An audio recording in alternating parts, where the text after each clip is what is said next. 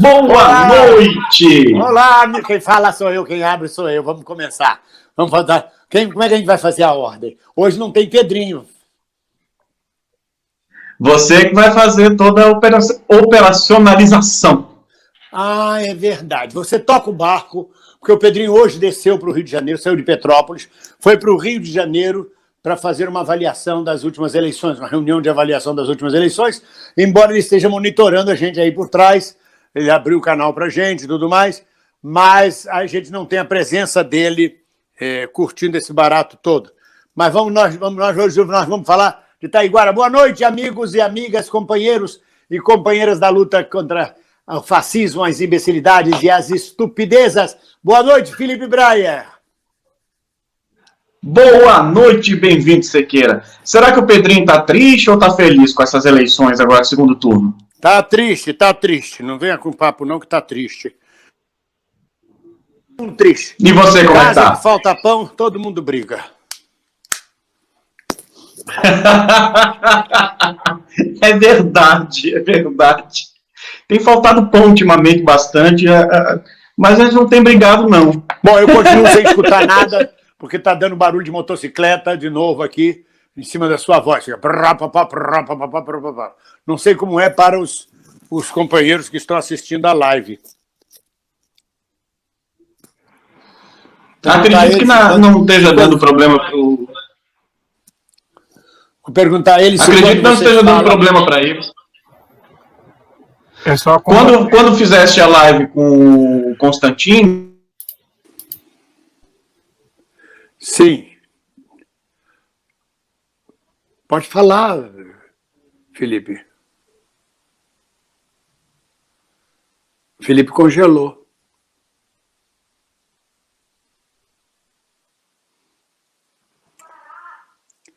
Ele não fala, eu acho que ele não está ouvindo. Ah, olha o barulho aí. Então, comunicação. Tá ouvindo, bem-vindo? Estou ouvindo perfeitamente. Mas o Felipe está congelado ou ele não fala?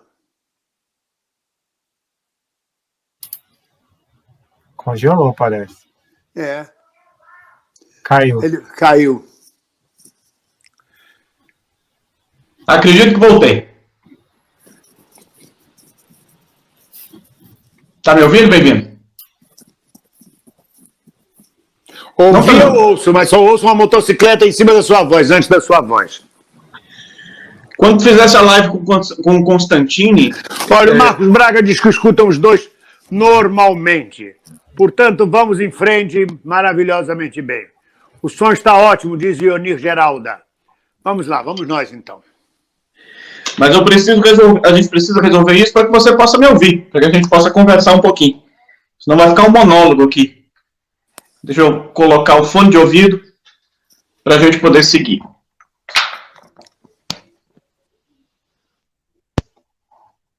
Agora, tem me escutado? Sim, continue falando. Não importa se você escuta ou não, importa que as pessoas escutem a gente. Não, tudo bem, mas já parou o barulho? Para, depois volta, vai. Tá certo. Eu digo vai, sabe por causa de quê? Se a gente fica discutindo muito, tá barulho, não tá barulho, tá barulho, não tá barulho, as pessoas enchem o saco. O problema é nosso, não é delas.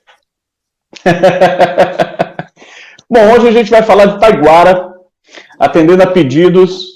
Desde o primeiro vídeo que a gente fez aqui no canal, sempre vinha alguma pessoa, e sempre pessoas diferentes falando sobre Taiguara, que desejava que a gente falasse sobre, discutisse um pouco sobre isso. E eu queria, para a gente começar, perguntar para o Bem-vindo se ele teve alguma relação com o Taiguara, pelo menos como fã, nos períodos da ditadura, se escutavam ou não, como era esse contato com ele naquela época.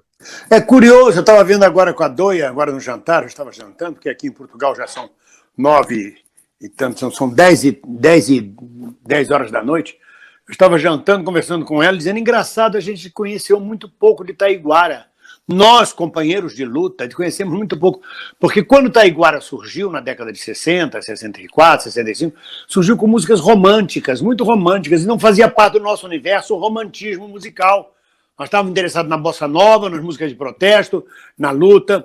Só depois, quando ele entra para o movimento artístico universitário, para o MAU, junto com o Gonzaguinha, é que ele começa a se envolver politicamente, a se posicionar. Vai para o exílio, volta do exílio, vai para o exílio, toma contato com Amílcar Cabral, líder de libertação da Guiné, que eu tive a oportunidade de conhecer também, com Patrício Lumumba, e aí começa a ganhar ideias marxistas, volta para o Brasil, passa a colaborar com o MR8, com o jornal Hora do Povo, e aí foi uma surpresa quando a gente descobriu assim, que Taiguara era de esquerda, que Taiguara era perseguido político, e passando um pouco por cima da sua área, ao contrário de Chico Buarque, além de Chico Buarque, foi o compositor brasileiro que teve mais música censurada pela ditadura militar. Então eu conheci muito pouco Taiguara. E quando deu tempo de ver, tinha morrido de câncer. E aí você veio conhecer essa parte política mais ou menos em que período? Depois da morte dele, que começou a falar para nós, não, Taiguara era um companheiro de luta, Taiguara, grande camarada. Talvez outras pessoas, outros setores ligados à Hora do Povo, ao MR8 e coisas assim, conhecessem Taiguara melhor do que a gente, no Partidão, no Partido Comunista, em outros lugares. Até porque vale lembrar que você estava em Salvador, né? Durante muito tempo. Você volta de Salvador qual ano? Eu volto de Salvador em 84. Eu fiquei 15 anos na Bahia. Em 70 eu estava na Bahia. Ah, exato. E 84 já é o penúltimo disco do Taiguara, né? Ele só vai lançar um outro disco em 95. Por exemplo, Taiguara não foi preso. Taiguara, como alguém mais, se autoexilou. Não havia condições de viver no Brasil com aquela censura, com aquela repressão. Ele se autoexilou por 1 ou 2 anos. Depois ele volta para o Brasil, faz mais músicas, é censurado, profundamente censurado. Meu Deus, que esse homem foi perseguido, é uma coisa impressionante. E aí ele vai para o autoexílio de novo, vai para a África, né? Vai para a Ásia, vai para a África, e toma conhecimento e contato com os movimentos revolucionários, ganha uma puta consciência política, se torna marxista-leninista e volta para o Brasil. Eu vou dizer, isso é com você aí, vai fundo aí. Agora é interessante, porque... Senão eu entro na sua seara. Entre, pode entrar, bem-vindo, não tem problema não, a porta está aberta. Entra à vontade. Agora, sim, ele começa a carreira dele lá nos vídeos de 60, assim, 65, 66, é interessante porque ele fazia faculdade de Direito no Mackenzie, né, bem conservador ainda hoje, e ele é levado para o bar Jão, ele é levado para esse bar pelo Chico Buarque, que era estudante também naquela época. Então eles se encontravam todos por lá. Isso foi antes do lançamento do primeiro disco, foi antes dos shows que o Chico começou a fazer por São Paulo, mas eram moradores de lá. Claudete Soares morava no Rio, mas passava sempre por lá. E foi numa dessas idas que ele estava no bar, em que ele conheceu Claudete Soares. Ela se apaixonou pela voz dele, pelo talento dele. Há quem diga que eles tiveram uma relação amorosa, as bocas pequenas, né, falam isso, mas eles mesmos negam isso. Era uma amizade muito profunda, tiveram uma amizade muito verdadeira, muito profunda, e aí ela o chama para fazer uma apresentação, para fazer um show. Ela que insiste, né, era o Miele e outras pessoas que estavam no processo. Ela que insiste em levá-lo para cantar com ela, porque ele era um desconhecido. E com isso ele consegue a gravação do primeiro disco dele, em 65, em 66, e 65 ou 66, enfim, não importa. Dentro disso que a gente está falando aqui, não tem uma necessidade dessa precisão.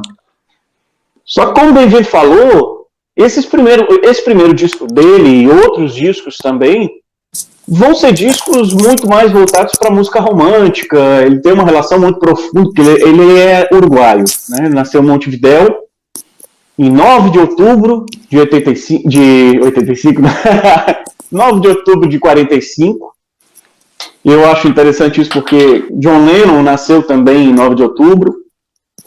Fazendo já uma propaganda para quem quiser me dar presente, eu nasci no dia 8 de outubro, mesmo dia do que leva o nome do MR8. Só vai lhe dar presente daqui a um ano, porque já passou o seu Pode dar retroativa, não tem problema nenhum.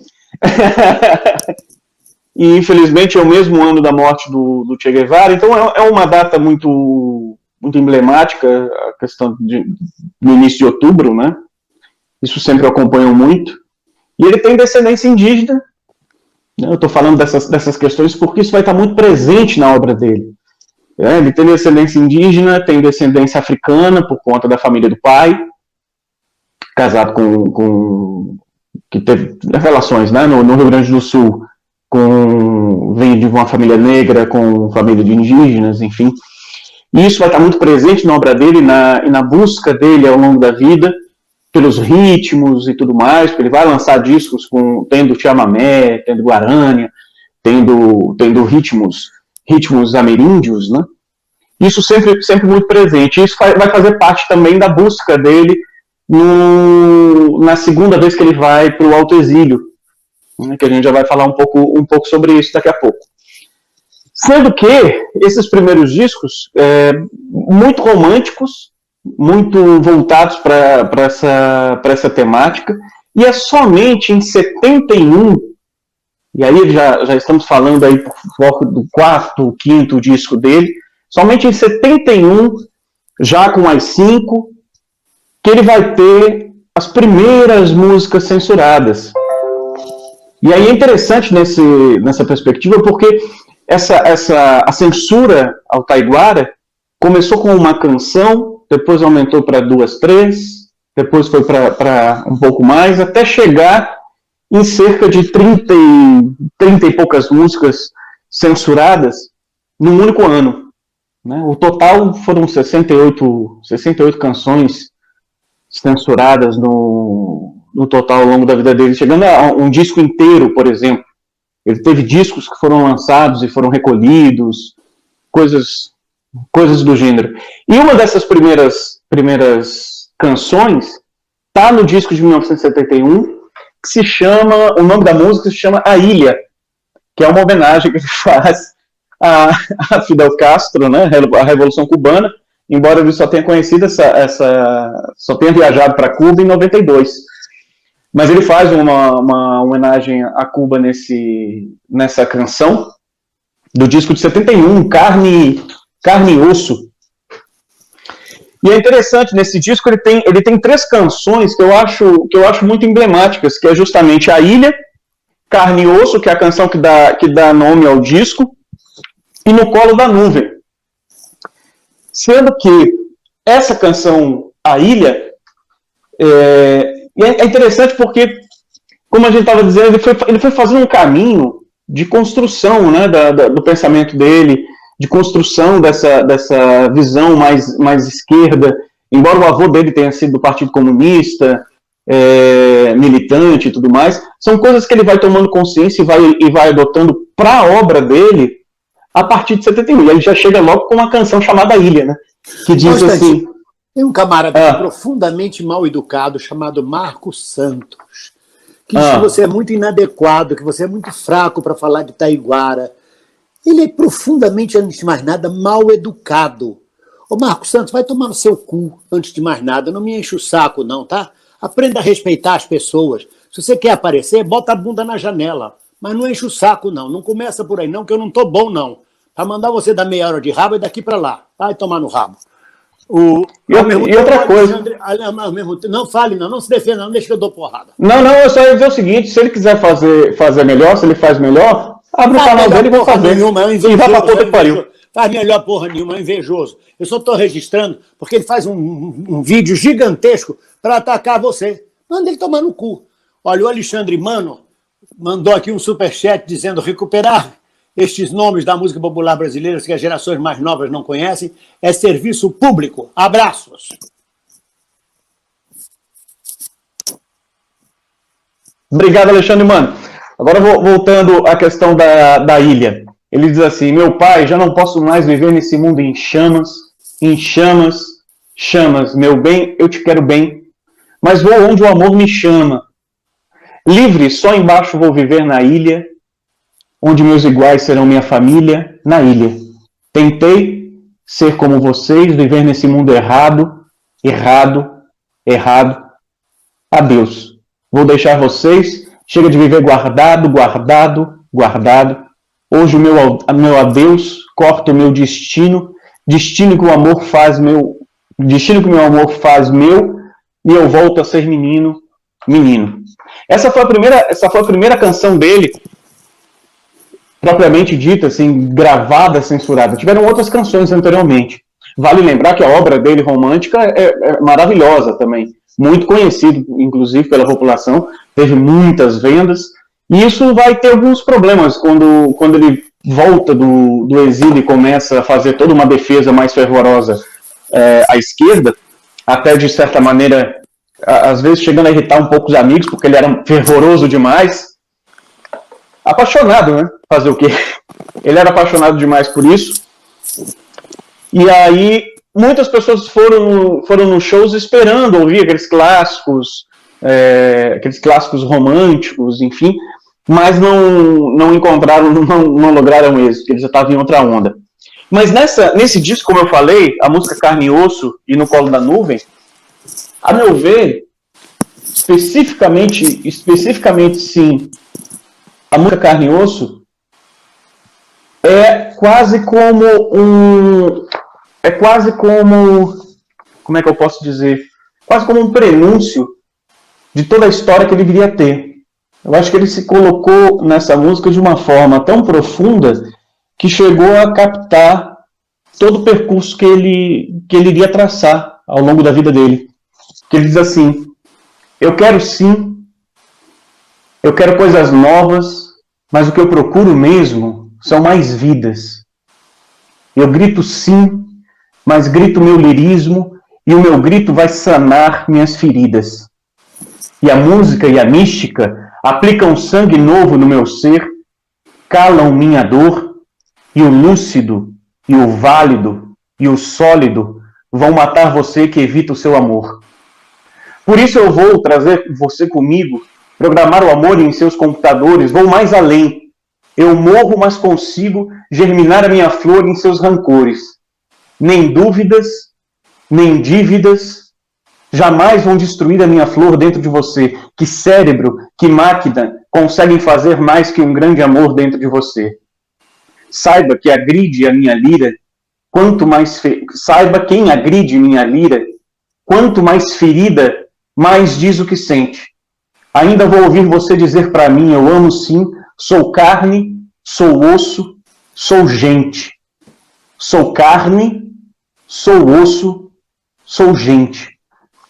E eu digo que essa música acaba sendo muito representativa, né, do que ele viria a ser, porque quanto mais ele foi perseguido, quanto mais ele foi censurado pelos órgãos repressores, mais ele se rebelou. Seja no autoexílio, fazendo estudos e mais estudos de música, ou seja nos discos dele, na própria vida pessoal. Quanto mais ele foi perseguido, mais ele lutou e mais ele se aperfeiçoou. Tanto que os discos a partir desse período vão começar a ficar muito mais aprofundados, até mesmo por conta do estudo dele. Ele, quando ele se exilou a primeira vez, em 73, ele foi para Londres estudar no colégio de música. Foi começar a ter a formação que ele não tinha tido antes. Muita gente no exílio acaba indo para o exílio e entrando num processo de apatia, mesmo quem vai em autoexílio. Você sair do país é algo muito complicado. Ele não, ele aproveitou para se aperfeiçoar cada vez mais. Isso eu acho fascinante na história do Aliás, me permita fazer uma aposta a você. Sair do país é muito difícil. Você sair para passear, que maravilha, vou passear e volto. O problema é não ter como voltar. O problema é não ter para onde voltar. Você entrar no autoexílio, deixar a sua pátria, a terra onde você foi gerado. Porque nós somos pó, o pó voltaremos, nós somos feitos da mesma matéria que a terra. Então é um pedaço de terra que se desloca, que se descola da pátria. Eu, quando vim para Portugal, mesmo que seja para passar um tempo, eu dizia para minha mulher: eu não quero morrer longe da pátria. Eu não quero morrer longe da pátria. Para mim é uma morte. Estar saindo do Brasil é uma morte. Mesmo no autoexílio existe isso. É muito difícil, é muito duro o autoexílio. É muito duro o exílio e o autoexílio. Você tem que se adaptar a uma outra vida, adaptar a um outro povo. Você é sempre um estrangeiro. Eu estou te interrompendo um pouco, mas dando uma visão do que é o autoexílio. As pessoas pensam que o autoexílio ou o exílio é uma farra. Ah, que maravilha, está lá tomando champanhe, está visitando a Europa, está na África, está curtindo Cuba, não sei o quê. A falta que a gente sente da pátria é uma coisa gigantesca, porque você não tem referência na sua terra, seja em Pelotas, ou seja em Macapá, ou seja no Rio de Janeiro. Você passa numa esquina e diz assim: ah, nessa esquina eu comprava doce quando eu vinha do colégio, quando era menino. Ah, eu pegava um ônibus aqui. Ah, você tem referências. No exílio você não tem referência nenhuma, você é nada. Então, desculpe te interromper para falar disso aqui. E eu quero dizer às pessoas hoje que eu não estou bem-humorado, não. Hoje eu não estou bem-vindinho, porra nenhuma, não vem de bem-vindinho para cima de mim, que eu não estou de bem-vindinho. Eu estou muito mal-humorado, como a maioria dos companheiros, com o resultado dessas eleições de domingo. Está ainda curtindo a ressaca. Estou chutando coxinha, estou dando porrada em quem se aparece na minha frente para ser de direita ou para ser safado, para ser descarado. Eu não estou bem. Até consigo rir disso. Mas não estou levando desaforo para casa, não. Sabe? Agora mesmo a companheirinha botou lá: ah, a direita tomou a periferia. Se eles pegarem a periferia, nós estamos ferrados. Mentira! Quem está ferrado é a periferia. Nós continuaremos na classe média, vivendo, levando nossa vida. Quem está ferrada é a periferia. O povo é gado, quer sofrer, sofra. A Sandra Maria mandou: Marcos Santos atendendo a pedidos, foi tomar no cu. Ela botou: foi PNC. O Marcos Santos atendendo a pedidos. Obrigado, Sandra Maria. Desculpe, eu peço desculpas a vocês por palavras de tão baixo calão, por essa reação tão espontânea. Mas, porra, o Felipe é meu companheiro. E é companheiro de luta. Tá botando a cara a tapa. Para vir um porra de um burocrata encher o saco. Felipe mal começou a falar. Tinha 5 minutos de fala: você é inadequado, você é fraco. Ah, pra porra, enche o saco. Você é coxinha infiltrado. Você é safado. Isso aí é quinta coluna, é o que a gente chama de quinta coluna. É engenheiro de obra pronta. É aquele que você faz um esforço do cacete para eleger alguém, não consegue eleger, ele não fez merda nenhuma para eleger, aí no final ele diz: eu disse que não ia eleger, eu falei, vocês agiram errado. Ora, vá pra porra, você se jogou na luta, você tentou eleger. Olha aí, ó, Carlos André, precisa desculpar não, bem-vindo. Obrigado, Carlos André. É o engenheiro de obra pronta, o cara é engenheiro de obra pronta, tá cheio de engenheiro de obra pronta. Não se movem. Eu tinha um irmão de um camarada da luta, a gente já estava na luta armada, e o irmão dele não entrava nunca na luta, nem no partido, nem por nenhum. Ele dizia assim: quando for a revolução, contem comigo. Quando for a revolução, quando for para pegar em armas, ele nunca pegou em armas, aquele babaca, fez porra nenhuma, nem se movimentou, nem em luta de massas, em nada. Tá cheio de gente assim. Não, quando for a sério, eu entro. Já está sendo a sério, a coisa é séria. A coisa é séria. Continua, desculpa ele interromper, eu acho que baixou. Tem gente morrendo muito, todos os dias. E Taiguara é justamente uma das primeiras pessoas que percebe esse processo. Mas isso a gente vai falar um pouquinho mais à frente. Agora, voltando a essa questão do exílio, não é à toa que Gilberto Gil, por exemplo, mais até do que Caetano Veloso, sofreu muito no exílio, com depressão mesmo. Porque não é também você se exilar e pronto, você vai conseguir trabalhar, você vai conseguir renda. Nem todo mundo consegue. Se você pega, por exemplo, o Paulo Freire teve contrato, foi trabalhar no Chile, depois foi para os Estados Unidos, para Harvard, enfim, teve uma série de trabalhos feitos. O Gil, o Caetano, por exemplo, foram fazer algumas apresentações, mas também para tentar sobreviver. Né? O Jardim Macalé, até foi, como a gente falou na live passada, foi até o encontro deles para poder tocar com eles e tudo. O Taiguara também não foi diferente. No segundo exílio dele já tinha certa condição, que ele já tinha recebido adiantado por uma produção do disco, por royalties, não era produção de disco, não, por royalties futuros dos discos que ele tinha lançado pelo Odeon. E isso conseguiu mantê-lo. Olha, nós estamos com 2 superchats aqui, eu vou ler antes que se percam. Uma é da Adriana Teles, que mandou uma super perinha, uma perinha fofa, como dizia o Pedro Zambarda. E o outro é do Oswaldo Russo, ele diz: boa noite, bem-vindo, e Felipe, agradeço pelas grandes aulas que vocês nos dão, agradeço pelas grandes aulas. Obrigado. O Pedrinho tirou do ar, estou tentando encontrar aqui. Ele agradece, pede a bênção, está aqui. Agradável adquirir conhecimentos, muita força, luz e paz e saúde para todos. Bênção de todos. Dona Doia, boa noite, abraço. Obrigado, Oswaldo. A Adriana Teles de Souza, um super sticker também para gente. Muito obrigado. Obrigado, Adriane. Muito obrigado. Vocês pensam Obrigado, que aqui é fácil? Pode mandar o superchat, pode mandar o superchat, sim. Porque parte desse dinheiro, o YouTube fica com 30%, e parte desse dinheiro ajuda os companheiros aqui no exílio. Vocês não têm noção de como ajuda. Companheiros que não é fácil, o mercado de trabalho em Portugal é muito fraco, não tem emprego, você trabalha. Felipe está aí, Felipe sabe disso.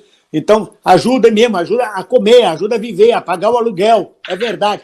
E participar da luta. Então, ajudem mesmo. Eu estou falando francamente com vocês. Há quem possa viver, e a grande maioria vive em situação difícil. E uma boa parte, sobretudo os que são de esquerda aqui em Portugal. Os coxinhas que vêm ricos, vão morar em Cascais, vão morar lá no sul de Portugal, no Algarve, eles já têm dinheiro, já têm a porra toda. Aqui no norte, no centro, em Lisboa, é dura a vida de exilado. E a gente continua na luta e não abre mão dessa luta. Eu já cheguei a me apresentar na rua para conseguir, no final do dia, ter dinheiro para comprar comida. É séria a situação. Durante alguns momentos. Tem momentos de vaca magra, então, tem momentos mais tranquilos. Igreja, aleluia, amém, igreja. Manda superchat. E nós vamos vir com o Apoie-se. Agora, essa semana, nós vamos abrir o Apoia-se, o pessoal que apoia o canal diretamente. Não temos pejo de pedir, não, de pedir auxílio, exatamente. Manda superchat. Qualquer dinheiro é bem-vindo. Olha o meu povo.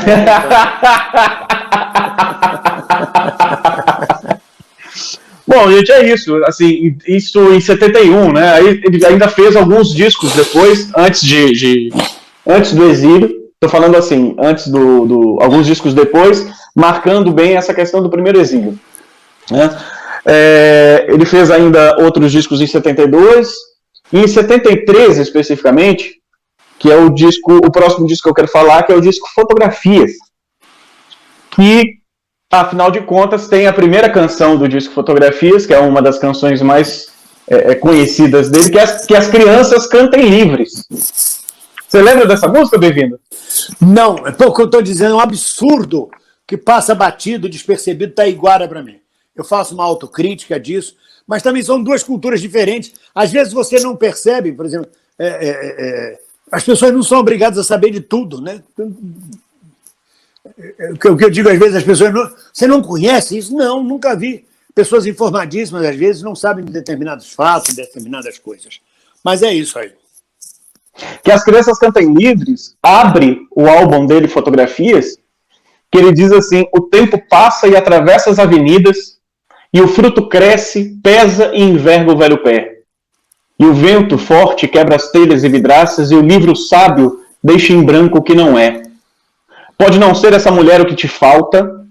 E isso é interessante, porque ele começa ele lembrando um pouco dessa questão do romântico, enfim, mas veja só, pode não ser essa mulher o que te falta. Pode não ser esse calor o que faz mal. Afinal de contas, tinham muitas outras coisas que faziam mal nesse período. Pode não ser esta gravata o que sufoca. Aí não preciso nem dizer, né? Ou essa falta de dinheiro que é fatal. Vê como um fogo brando funde um ferro duro. Vê como o asfalto é teu jardim, se você crê. Que há sol nascente avermelhando o céu escuro. E aí vale lembrar que essa referência da ditadura com a escuridão e do amanhecer como sendo o despertar de um novo dia, o despertar de um novo horizonte, de uma possibilidade de futuro mais livre, um futuro mais iluminado, está presente nesse verso, né? Que está presente em quase todas as músicas da época. Exatamente. Vai nascer o amanhã, a aurora vai raiar, o oriente é vermelho, o sol vai nascer, a luz vai brilhar. Está presente, essa metáfora está presente em tudo. A Solange Gonçalves diz que está irada. A Solange Gonçalves está irada, está muito pau da vida. Eu estou aqui tentando ver, deixa eu ver aqui, um momentinho. Tem um superchat aqui. Mas toca o barco que eu vou procurar. Tem gente que eu conheço que ficou irado, ficou pau da vida, mas ficou porque o Boulos logo tratou de ligar pro Covas, né? Tem gente que não queria que ele ligasse. A Manuela, por exemplo, não fez isso. Né? Que eu saiba, não ligou pro inimigo. Mas, enfim. Aí ele continua, né? Então, que há sol nascente avermelhando o céu escuro, chamando os homens para o seu tempo de viver. E que as crianças cantem livres sobre os muros e ensinem sonho ao que não pode amar sem dor. E que o passado abra o presente para o futuro que não dormiu e preparou o amanhecer. O passado abre presente para o futuro que não dormiu e preparou o amanhecer. Vamos lembrar disso, isso é importante se dizer. O passado abre presente para o futuro que não dormiu e preparou o amanhecer. A gente não pode dormir, né? A gente precisa preparar o amanhecer. Eu acredito que uma das formas da gente fazer isso é justamente lembrar dos companheiros de luta, lembrar das pessoas que lutaram tanto, que compuseram, que botaram a cara a tapa, que foram atrás. Não estou falando só dos artistas, não estou falando só especificamente da ditadura civil-militar brasileira de 64 a 85, estou falando de todos os períodos e agruras que a gente passa e passou ao longo da história do Brasil e do mundo. É necessário que a gente não esqueça essas pessoas, até porque a gente não pode deixar que essas pessoas tenham vivido em vão. Diga, bem-vindo. A Regiane Santos está insistindo, eu já anotei você, Regiane Santos. Eu ia falar de você, Regiane Santos. Ela está aqui no chat. O Tadeu Cavalcante mandou um superchat também para nós. Obrigado. E só para finalizar essa parte que eu estou dizendo, a filha mais velha do Taiguara, quando ela foi ser entrevistada, quando ela foi ser contactada por conta do livro que foi escrito, Outubros de Taiguara, ela disse uma frase que me bate muito forte, que é: se não recuperarmos o trabalho do meu pai, a censura terá vencido.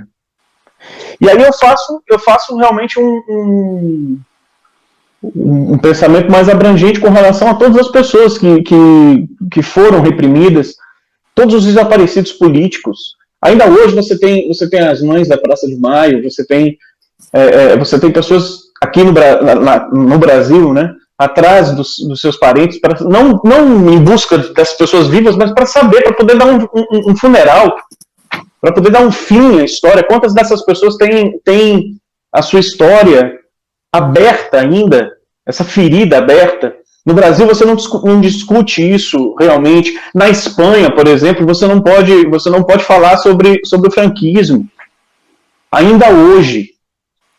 Então são coisas que a gente precisa rememorar, que a gente precisa ouvir novamente Taiguara, precisa ouvir novamente os artistas, assistir as peças novamente, ou ler as peças todas colocadas. Isso é extremamente sério.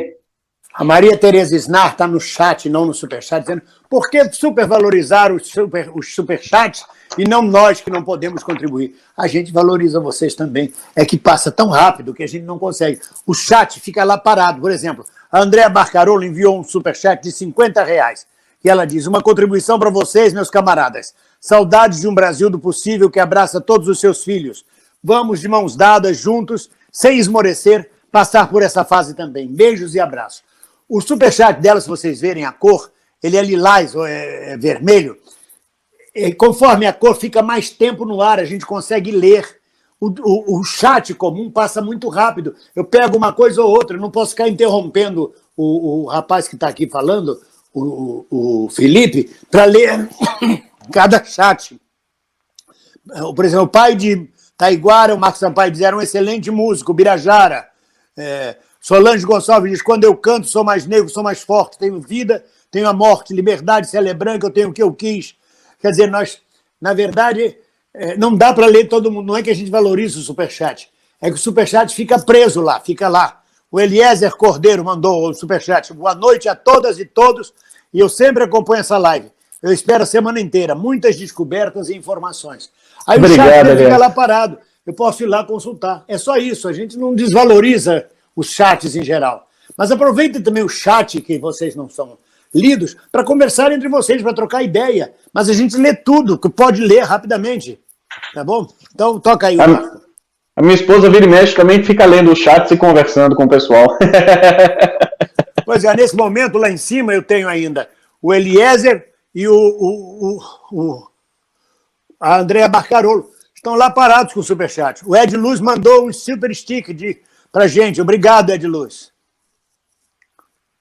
O pai do Taiguara, alguém falou sobre isso.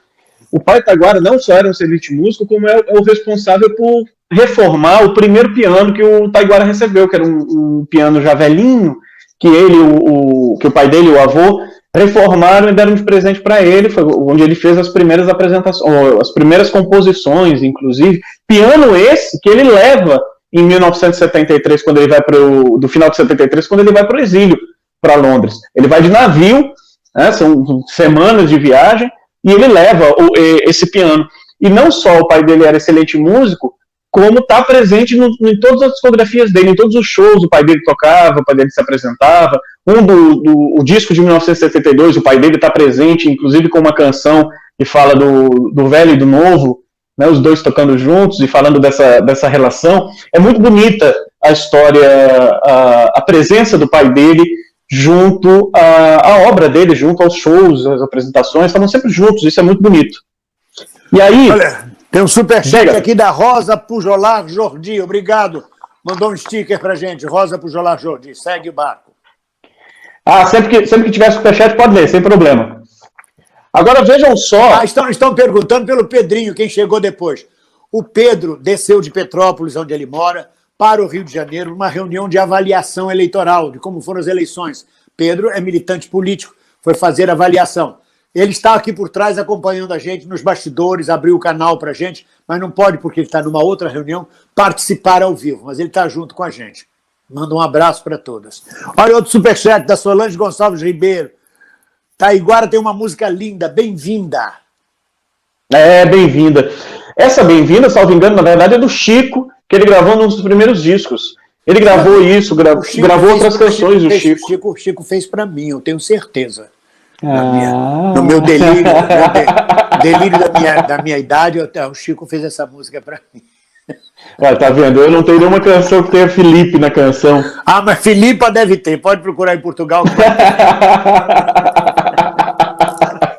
É engraçado, né, que em Portugal tem muita Filipa, no Brasil é raro de se encontrar.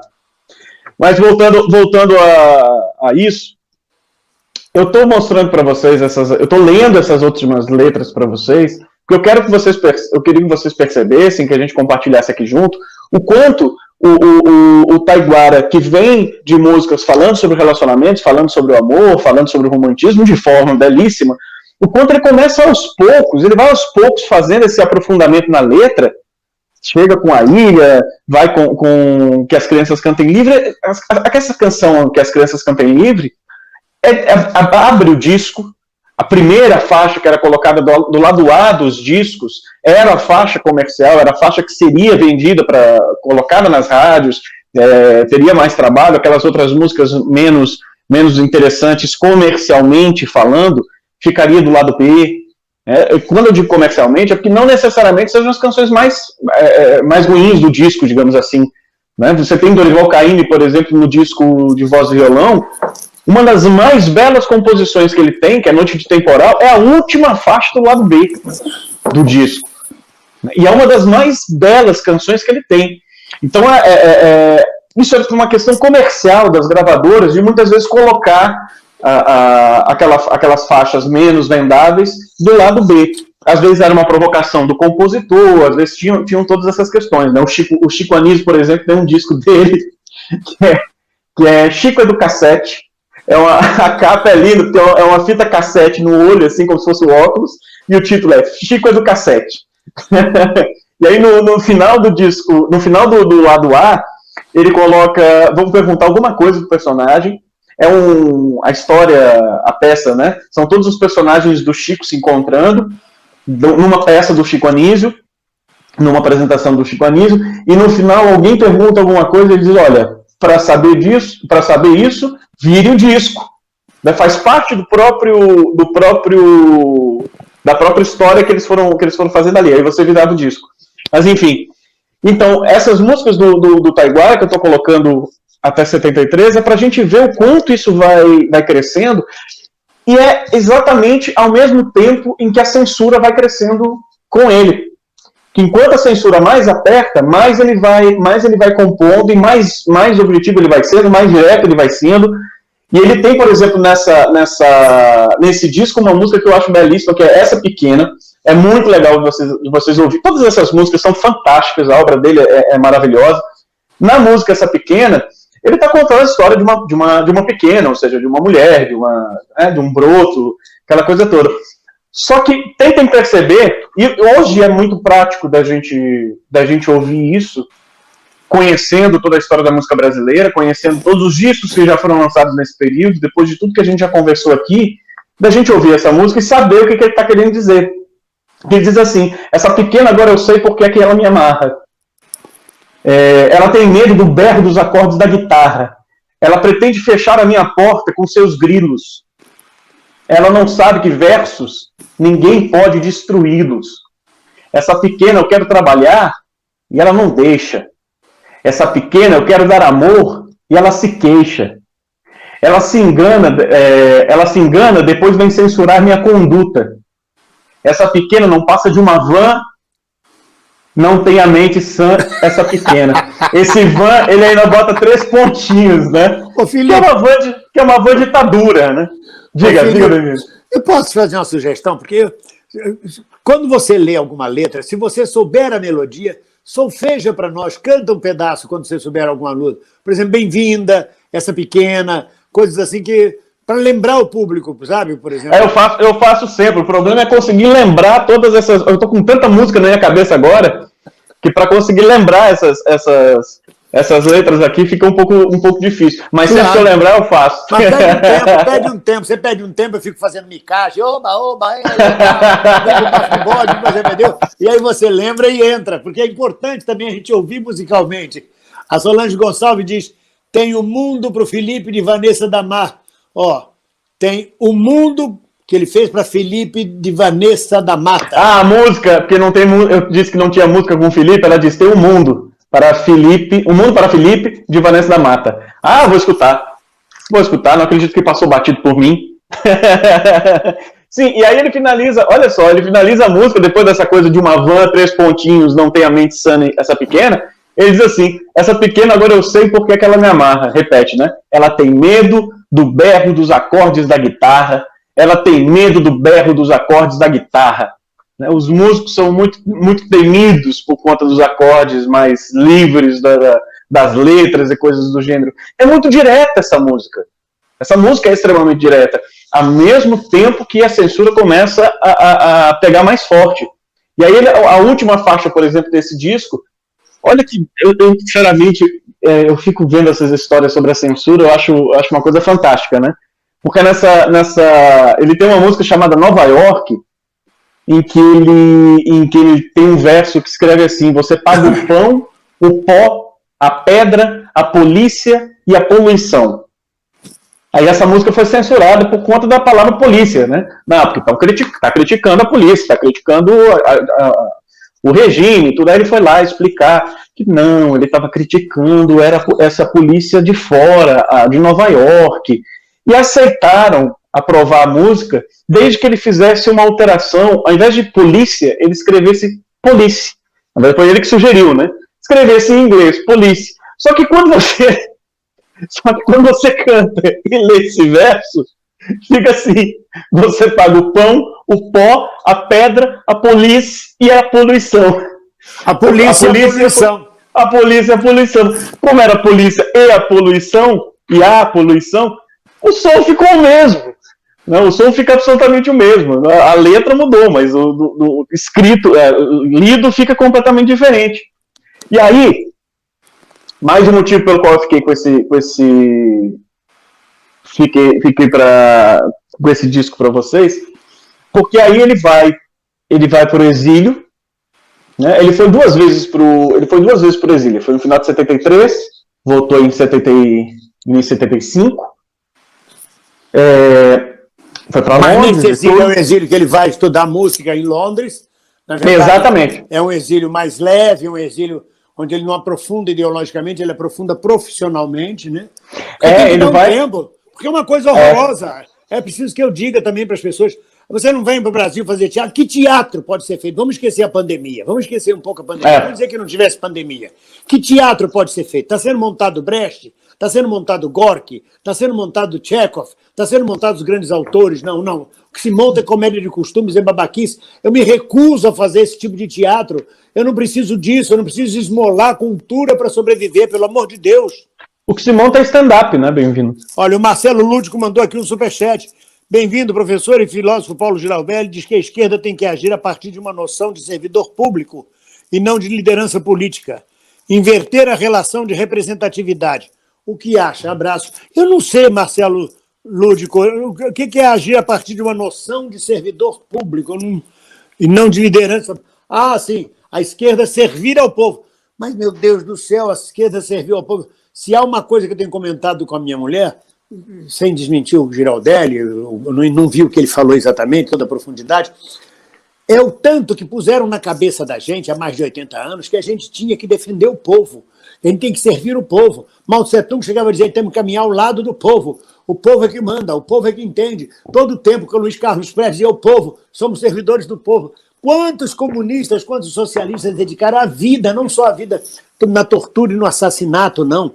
A vida, abriram mão da família, abriram mão dos amigos para fazer a luta pelo povo, como servidor público. Eu estava comentando isso com a minha mulher. Talvez seja o momento realmente da gente reavaliar essa postura nossa e permitir também que o povo cresça, que o povo não seja infantilizado e paternalizado pela gente. O povo, coitado do povo. Oh, a outra diz, se a direita tomar a periferia, a gente está ferrado. Quem está ferrado é a periferia. Esse é o raciocínio que a gente tem que ter. O Mário Nascimento mandou outro superchat dizendo que Taiguara fazia muito sucesso na época dos festivais. Felipe, você sabe alguma história de bastidores dessa época? Ô, Mário, eu agradeço, você já tinha feito essa pergunta no chat, eu ia responder, ia colocar no ar, e você mandou como superchat. Muito obrigado pela colaboração. Sabe alguma coisa dos bastidores dos festivais da época, Felipe? Felipe é muito menino. Diretamente... Perdoa de eu dizer isso, eu tenho mais que o dobro da sua idade. Vamos lá. Diretamente ligado ao Taiguara, não. Ele participou ativamente de vários festivais, né, Festival da FIC, Festival de Música Brasileira, Festival de Música Popular Brasileira, participou ativamente destes, acho que ao todo 8, 9 festivais. Uma das coisas que ocorreu, por exemplo, num desses festivais, foi justamente uma das primeiras vezes que ele foi censurado. Se eu não me engano, um festival de 71, as letras, as composições, a ditadura começou a querer cair, a censura começou a querer cair mais pesada em cima das músicas de festivais, porque nas músicas de festivais, muitas das músicas contra o regime acabavam sendo divulgadas amplamente, né, por conta da televisão, que mesmo que na época não tivesse todo o acesso que ela tem hoje, ou que ela teve principalmente na década de 80 e 90, já tinha um efeito, né? Muitas gravadoras se utilizavam disso para poder lançar os discos. E aí as composições seriam já sabiam a priori que as composições tinham sido aprovadas, elas seriam barradas, seriam censuradas. E aí uma das pessoas organizadoras do evento mandou uma série de canções, algumas dessas que estavam no festival, mas questões até às vezes mais pesadas e tudo, para que ela servisse meio como um boi de piranha, né, para censura. Aí acaba censurando as mais pesadas e as médias e as mais leves acabam sendo aprovadas. Tipo o tráfico de drogas, né? Exato. Nesse processo. 100 quilos de maconha, sai no noticiário, Polícia Rodoviária Federal apreendeu 100 quilos de maconha. E aí passou um caminhão com 2 toneladas, enquanto passa apreendido um de 100 quilos. É mais ou menos isso. É exatamente isso. E aí uma das canções do Taiguara estava nesse bolo, das canções de entregues para serem censuradas, né? As gravadoras obviamente negam, o pessoal do festival nega isso até hoje, boa parte deles já morreram, enfim, mas a gente sabe que isso era extremamente possível que ocorresse, né? Faz parte do jogo, esse processo. Você tem que aprovar as coisas de alguma maneira, né? Tem que buscar artimanhas para isso. Não só o pessoal, não só os artistas faziam isso, como as pessoas que estavam organizando os eventos também faziam esse tipo de coisa. A gravadora também fazia muito, né? Você tem esqueci o nome dele agora, tem até o André Midani. O André Midani, que era de gravadora e tudo, eles tinham que fazer muito esse jogo de cintura para poder ter as músicas lançadas, terem as músicas feitas, né? Mas, pois bem, então o Taiguara vai para o exílio em Londres, estuda lá na escola que ele foi buscar, me fugiu o nome agora, e é interessante porque ele acaba sendo enviado com recomendações da Odeon, porque ele já estava na Odeon. Antes ele estava na Philips, nos primeiros discos, depois ele foi para a Odeon, onde ele ficou até o próximo disco dele. E aí na Odeon, a Odeon manda para dar um certo amparo em Londres com a filial deles lá, com a matriz deles lá. E com relação a isso, ele acaba tendo acesso aos estúdios, acesso a uma série de músicos, podendo compor com eles, essas coisas todas, né? E aí, eles tentam fazer o lançamento de um disco todo em inglês para o público britânico, todo em inglês, com as canções do Taiguara, e a censura brasileira barra isso através da Odeon do Brasil. Dá um ultimato para o Odeon do Brasil, barrando que ele fizesse isso. Então Taiguara passa a ser o primeiro músico brasileiro com um disco no estrangeiro barrado pela censura. Isso também é importante, porque se a gente pega aqui em Portugal o Zeca Afonso, o Zé Mário Branco, que estava exilado na França, muitos desses músicos, eles iam para Londres, iam para a França para poder gravar os discos deles, para poder, né, fazer a gravação, a preparação dos discos deles, para depois vir para Portugal para disseminar a mensagem que eles queriam passar. Mas no caso do Taiguara isso não foi possível, né? Foi o primeiro a ser censurado nesse aspecto. Aí a Odeon chama ele de volta para o Brasil, em 75, dizendo, olha, você vai gravar o que você quiser, tem um estúdio livre para você, chame quem você quiser, venha gravar um disco. Ele acaba retornando. E aí ele grava o disco que, para muitos músicos, é uma referência. Né? Zé Cabaleiro já falou sobre isso, Guilherme Arantes também falou sobre isso, que é o disco Inira, Taíra e Ipi Taiguara, que são os nomes dos filhos, das filhas, né, do Taiguara, além do nome dele. E ele vai para o Brasil, chama um grupo como Toninho Horta, Hermeto Pascoal, também no disco dele, Wagner Tiso, e os cerca de 80 músicos de uma orquestra para poder fazer a gravação desse disco. E aí ele quando vai fazer a gravação desse disco, ele pega 3 canções e coloca no nome da mulher dele, como compositora. Porque eram músicas mais diretas, mas vamos lembrar do Julinho da Adelaide, né? O Chico não conseguia publicar nada, não conseguia gravar nada, e aí surge o Julinho da Adelaide para poder tentar aprovar as canções. E essas 3 canções que ele coloca como a esposa dele como compositora foram aprovadas, né? O disco foi aprovado, foi lançado. 72 horas depois de lançado, a censura percebeu que tinha sido enrolada, que aí também já estavam, imagina, esse disco é em 76, né?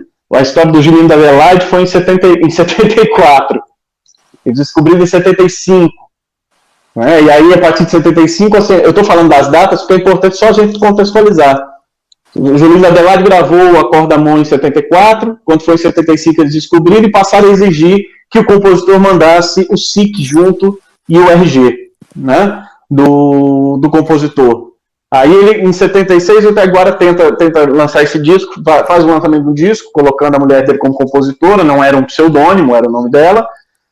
Só que, 72 horas depois, eles descobrem e mandam recolher os discos que ainda estão nas lojas. Então, só foram vendidos 5.000 cópias dos discos.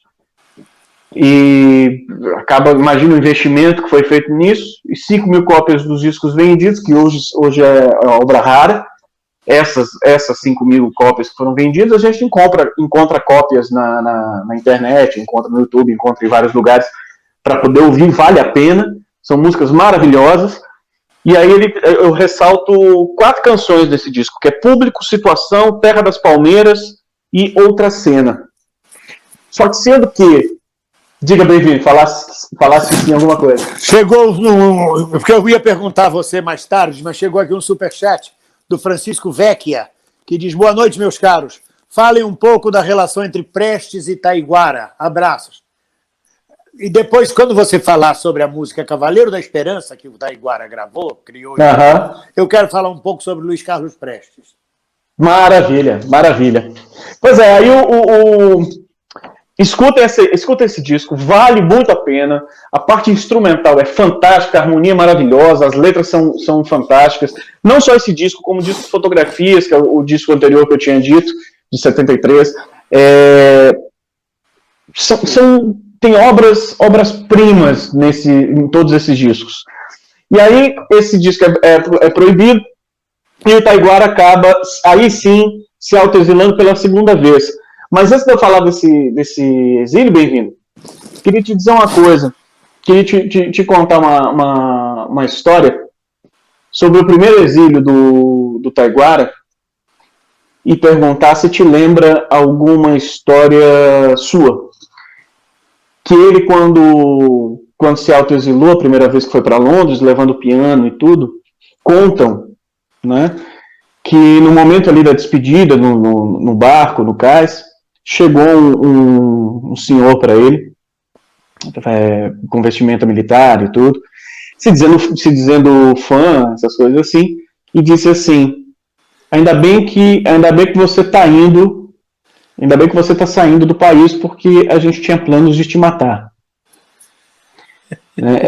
Essa era a realidade. Assim, sejamos honestos, pouco importa se era verdade ou se não era verdade. Era verdade. Hoje, pode ter certeza que era. Não, era verdade, mas eu estou já respondendo aquelas pessoas que dizem: isso não era verdade, mas me diz uma coisa, se você tivesse em 1973, você não tinha internet, você não tinha nada dessas coisas, chegasse uma pessoa para você toda caracterizada e dissesse: olha, a gente ia te matar, você ia acreditar ou não? Se fosse hoje, você acreditaria. Ainda mais sendo verdade, porque ele tinha motivos, a ditadura tinha motivos para querer, motivos que eu estou dizendo dentro da cabeça maluca da ditadura militar. Não estou dizendo que seria justificável e nem nada do gênero. Já vou logo fazendo uma autodefesa do que eu estou falando. Na cabeça maluca e insana da ditadura, eles teriam justificativa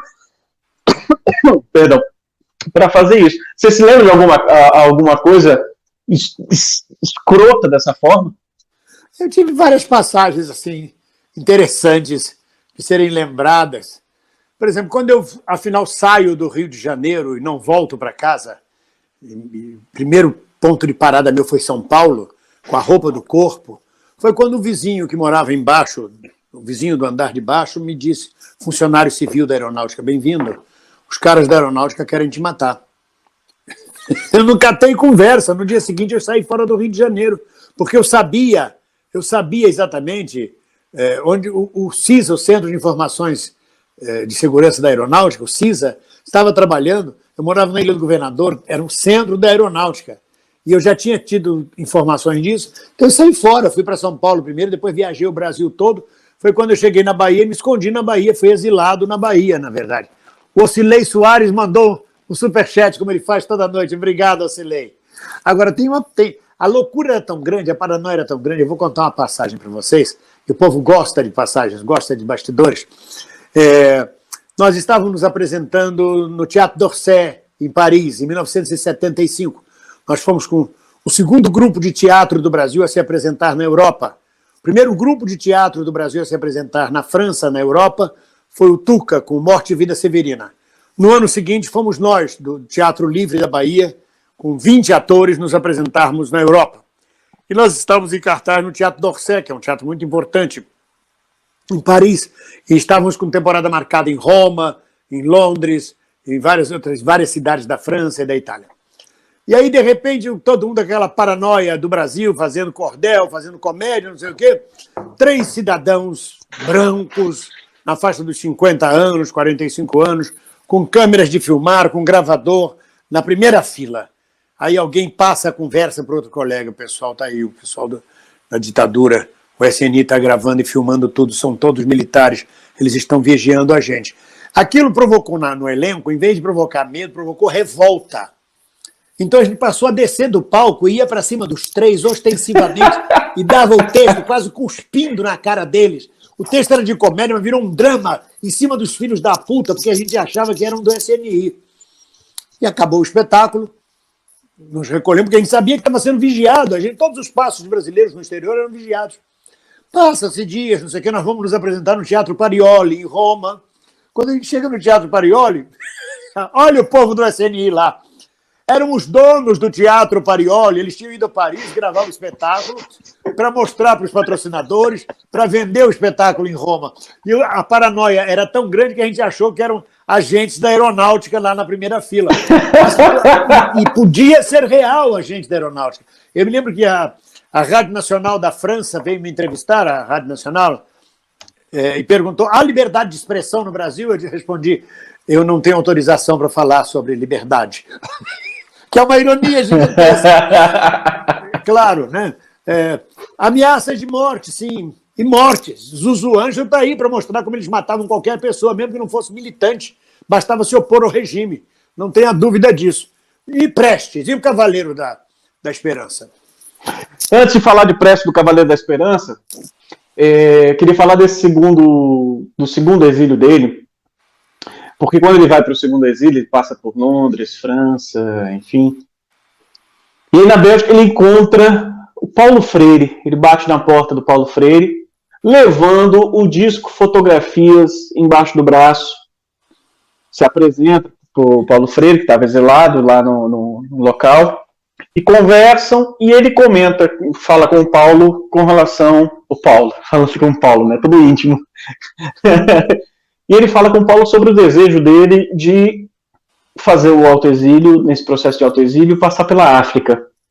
E aí vai pedindo algumas dicas de Moçambique ou outros lugares que o Paulo Freire pudesse indicá-lo para fazer. Muitos desses locais estavam passando por guerras civis, por situações muito complicadas nesse período. E aí o Paulo Freire faz uma carta de recomendação a ele acaba indo para a Tanzânia. Lá na Tanzânia passa algum tempo, depois passa na Nigéria, e aí ele vai se aprofundando nessa musicalidade ancestral, vai comprando alguns instrumentos musicais, alguns instrumentos percussivos e coisas do gênero, né? E passa por essa experiência. Estou falando isso porque eu precisei frisar todos esses processos iniciais desde 71 até agora, bem-vindo, porque embora tenha gente que nos assista, que conhece muito sobre Taiguara, assim, de acompanhar a obra dele e tudo, enfim, muita gente pensa ainda hoje, das pessoas que infelizmente são poucas, comparado com o que deveria ser, pela estatura que ele tem na música brasileira, poucas pessoas sabem que o processo dele com a censura, o processo dele de militância, e não só de militância, mas anterior a isso, como processo de tomada de consciência e colocar isso nas músicas, vem desde 71. Muita gente acha que é quando ele volta do exílio, que aí começa a se relacionar com o Prestes. Tem gente que acha que ele começou a ser perseguido pela ditadura militar por conta da relação dele com o Prestes, que eu vou falar agora. Só que isso já começou desde antes. Isso começou com a Ilha, com a música Ilha, começou com a música Corpus Nus, com o Medo e Sim também, que foi uma música nunca lançada. Começou com essas primeiras músicas. Depois disso, depois desse caminhar e dele começar a se intensificar mais, é que a situação muda de figura. Ao ponto de quando ele volta do segundo exílio, olha aí, o Ocilei Soares escreveu o quê? Leia, bem-vindo. Eu lamento dizer a vocês que o nosso companheiro Ocilei Soares está com coronavírus. Ele está evitando falar que ele está com coronavírus. Melhoras para você, companheiro. Você vai sair dessa. Melhoras. Com a gente. Só o fato de você estar aqui já mostra a sua força. Boa noite, meus caros. Obrigado por esse resgate tão digno e tão necessário. É uma maravilha ver esse rio de luz nesse momento tão negro. Muito obrigado. NSMDN. Nessimedene. O que é Nessimedene? Você sabe? Ninguém solta a mão de ninguém. Ah, perfeito. Nessimedene. Ninguém solta a mão de ninguém. Exatamente. Tamo junto. Olha, é o seguinte, então, a bateria avisou que está fraca, daqui a pouco eu vou ter que colocar o carregador e vou passar a usar o AirPod. Se começar a dar problema, lamentavelmente, nós vamos estar nessas juntos, não tem problema nenhum. Tem uns companheiros aí pedindo, mas Raul Seixas dessa época, fala de Raul Seixas. Deixa eu avisar uma coisa para os companheiros. É mais de uma centena de artistas de teatro musical, de cinema, de música no período da ditadura. Tem lugar para todo mundo. Hoje nós estamos falando de Taiguara, eu acho que é a 4ª ou 5ª live, nós já falamos de Chico Buarque, passamos por alto ainda no Jacques Macalé e por outros companheiros, Milton Gonçalves, Milton Nascimento, ainda tem muitos companheiros. Hoje estamos falando de Taiguara e vamos falar de Raulzito, e vamos falar de muitos outros também. Tudo no seu tempo. Essa live a live tem 1 ano ou 2 de duração, de tanto que a gente vai falar dela. E depois até porque bem-vindo conhecer o Raulzito, né? Conheci Raul Seixas, sim. Conheci Raul Seixas. Mas isso deixa para quando for falar. Eu fico agradecendo a Deus. É curioso, eu tenho 73 anos. Chegou outro superchat aí, ó. Chegou outro superchat. Boa noite, Giovanni. Giovanni Vaninha. Boa noite, amigos. Eu tenho 73 anos, mas eu agradeço a Deus. A sensação que eu tenho é que eu tenho 200 anos. Porque o que eu conheci de gente, o que eu vivi na história... Por exemplo, Amílcar Cabral, líder de libertação da Guiné, eu conheci pessoalmente antes do golpe militar no Brasil, em 64. Ele visitou o Rio de Janeiro, eu estive numa reunião com ele. Eu tinha 17 anos de idade, não esqueço nunca de Amílcar Cabral. E o Taiguara esteve com Amílcar Cabral e com Patrício Lumumba. E todos dois foram assassinados pela CIA, todos dois foram assassinados pela direita. O Amílcar Cabral e o Patrício Lumumba. O Lumumba eu não conheci porque era um pouco mais longe, o Congo, não dava para chegar lá.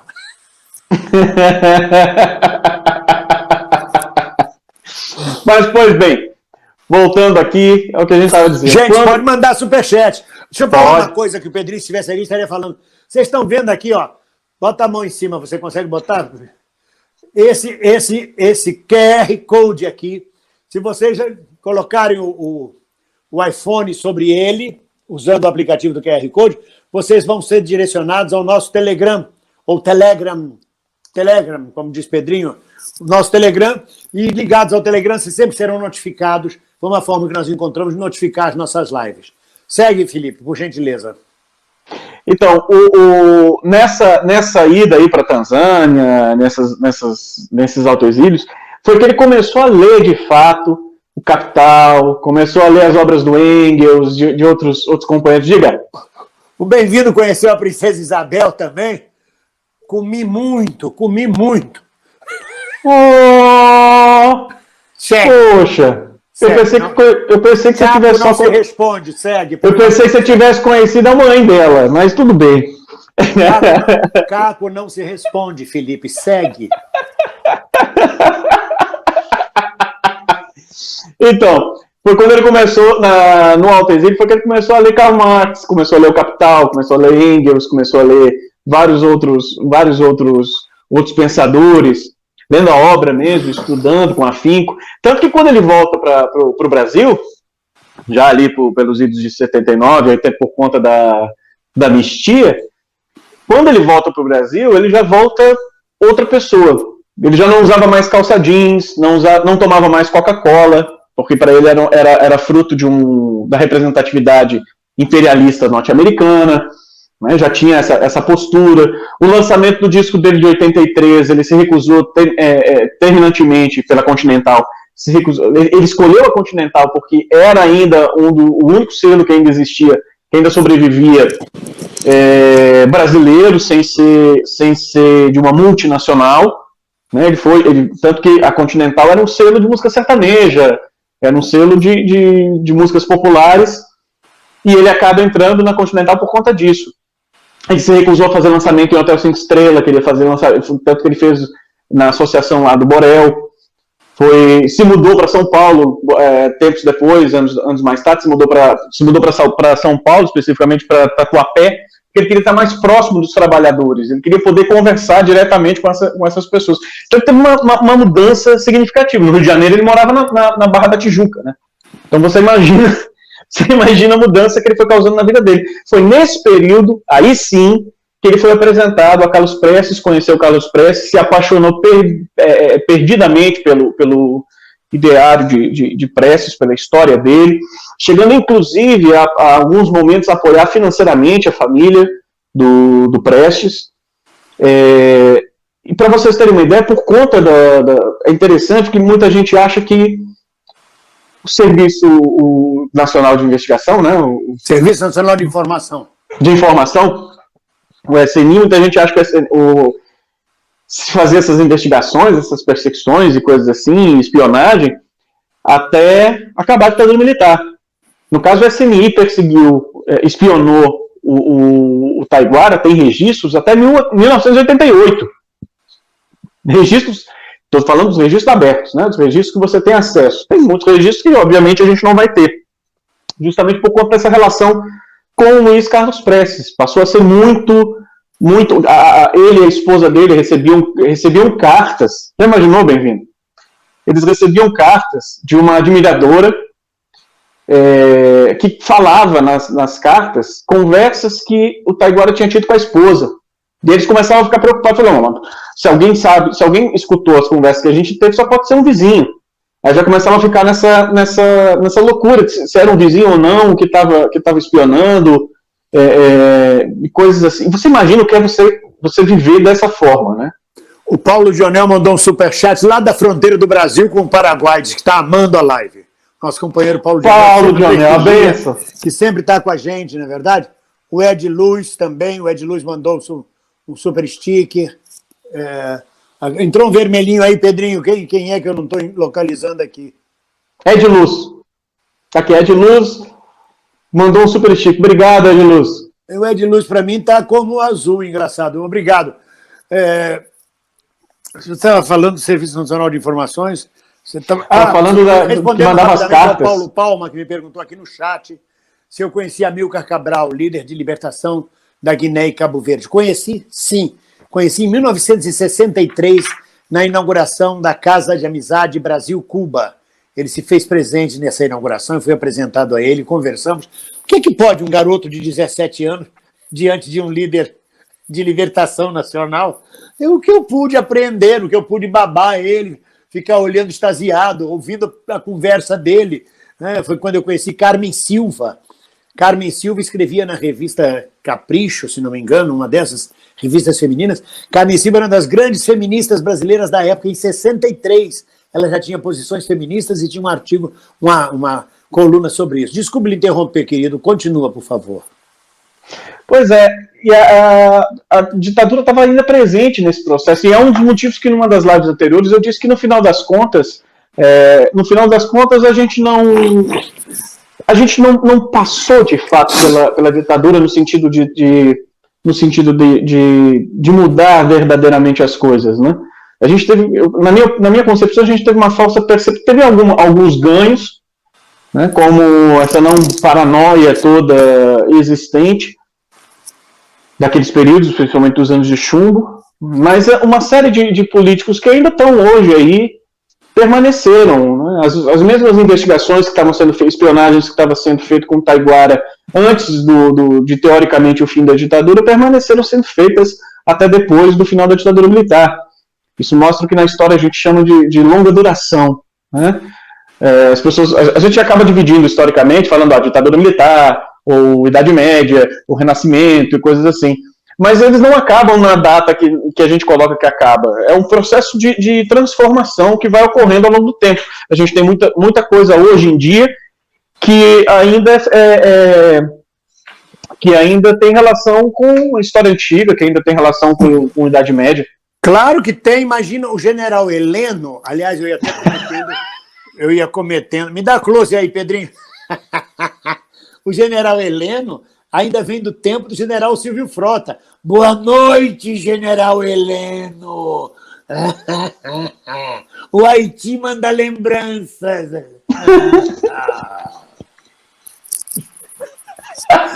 Olha, deixa eu registrar aqui que o Ronaldo e a Solange, que moram em Leiria e são brasileiros, estão nos acompanhando também. Estão aqui nos acompanhando. Olha só, nesse período, o DCDP, que era a Divisão de Censura de Diversões Públicas, que o Bem-vindo teve muita relação com eles, né, de ter que ficar levando e trazendo papéis. Não, deixa eu esclarecer para você. A Divisão de Censura e Diversões Públicas não era da Polícia Federal, era da Polícia Civil, era da Polícia Estadual. O Departamento de Censura Federal é que pertencia ao órgão federal. Haviam duas censuras. Que você tinha mais contato com o federal, era isso? Não, quem censurava teatro, na sua maioria das vezes, era a Polícia Federal, era a Censura Federal, o Departamento de Censura Federal. A Divisão de Censura e Diversões Públicas observava boate de travesti, de striptease, observava inferninhos, observava bordéis. Era a Polícia Civil, era os meganha civil. Mas a gente, às vezes, era obrigado também a passar nesse tipo de serviço de censura do Estado. É só para botar em ordem. Mas continua, por gentileza. Não, tudo bem. Justamente, o Taiguara teve que levar o disco dele de 83, que é Canções de Amor e Liberdade, que aí sim é um disco mais ainda ferrinho, e como eu disse para vocês, ele volta do Alto Exílio mais preparado, mais estudado, não só com a revolta de quem estava sofrendo na pele, mas agora também com todo um arcabouço teórico que ele trazia e de vários outros contatos que ele foi tendo nas viagens que ele foi realizando, né? E aí, 3 músicas desse disco, eles queriam suspender o disco todo, 83. Eles queriam cancelar o disco todo, queriam proibir. Mas acabaram proibindo só 3 discos. E aí ele recorreu ao Conselho Superior de Censura, o CSC. O CSC tinha sido criado como uma forma tinham 2 motivos, né? Uma forma de acompanhar aquele órgão que nem a Anatel e coisas do gênero, né? Um órgão mais controlador. E, ao mesmo tempo, uma forma de dividir as responsabilidades por conta das censuras. Mas o fato é que no CSC tinham pessoas da sociedade civil, dentre eles o Cravo Albim. Para quem não sabe, tem um dicionário Cravo Albim, né, com toda uma relação de músicos e discos, e, enfim, é fantástico esse material que ele fazia. Eu tive a oportunidade de conhecer o Cravo Albim numa apresentação que a gente fez em Fortaleza, num show da Leila Pinheiro. Ele era assim, desculpe com perdão da brincadeira, mas ele era uma enciclopédia viva, né? E o Cravo Albim, ele estava como representante dos músicos, representante dos músicos no Conselho Superior de Censura. E aí o Taiguara recorreu a ele para poder liberar essas 3 canções que foram liberadas e conseguiu fazer a gravação. Voltou, bem-vindo! Tá me ouvindo? O Messias Passarello mandou para nós um super stick. Estou te ouvindo. Você está me ouvindo? O Messias Passarello mandou para nós um super stick. Obrigado, Messias Passarello. Maravilha, obrigado, Messias. Olha, já estamos com 1h17. Vamos capinando. Vamos capinando. 1h17. Vamos capinando. Como eu falei para vocês, esse disco ele buscou fazer o lançamento. Ele buscou fazer o lançamento com preços mais em conta. Foi feito em Curitiba, o lançamento nacional. Tá tudo bem, bem-vindo? Tá tudo bem. A dona Doia que chegou aqui para dizer que a live está muito boa. Ah, que maravilha. Então, vamos capinando é um termo, vamos capinando, era um termo que o velho ator Procópio Ferreira usava. A peça estava andando, vamos capinar, ou seja, vamos andar, é um termo roceiro, um termo da roça, vamos capinar, vamos andar, está na hora, está escurecendo, vamos capinando. E aí Taiguara só faz novamente um disco, já em 94, infelizmente 1 ano e pouco antes do seu falecimento. Morreu muito cedo, com 50 anos de idade. E o Cavaleiro da Esperança ele grava nesse último disco, sendo que essa música já tinha composto vários tempos antes, tanto que em 83, quando ele liga pro Cravo Albim para dizer que a censura queria bloquear as 3 composições que ele tinha feito em 83, dizem que era uma desculpa que eles estavam dando porque ele cantou o Cavaleiro da Esperança em homenagem, ele até diz isso, em homenagem ao meu líder, Luiz Carlos Prestes, tinha cantado num show essa música.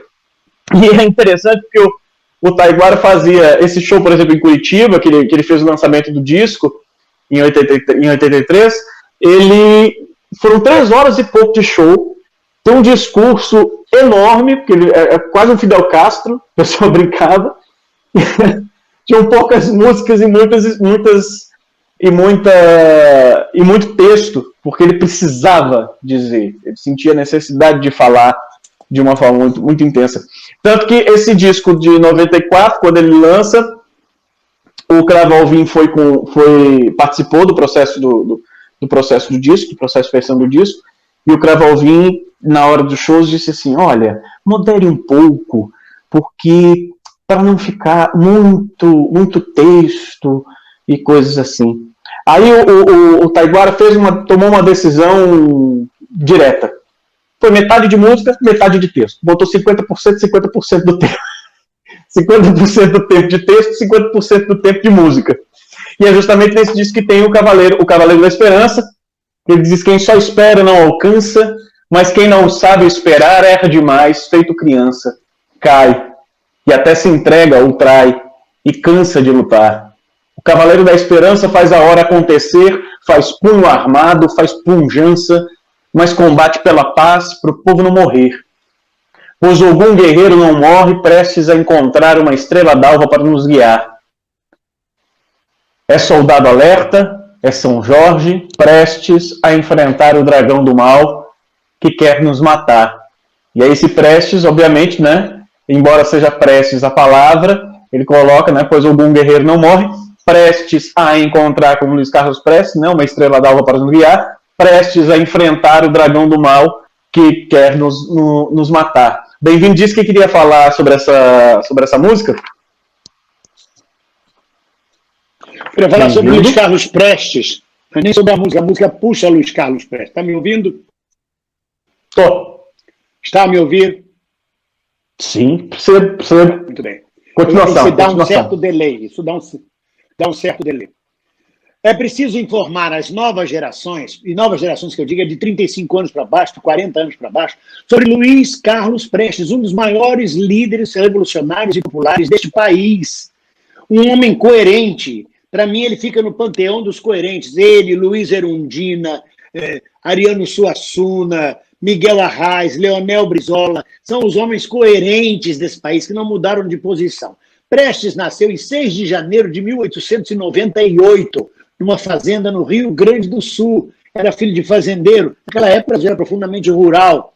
As mucamas gritavam de noite, nasceu o menino Luiz, nasceu o menino Luiz, nasceu o menino Luiz. E é assim que começa o livro de Jorge Amado, O Cavaleiro da Esperança.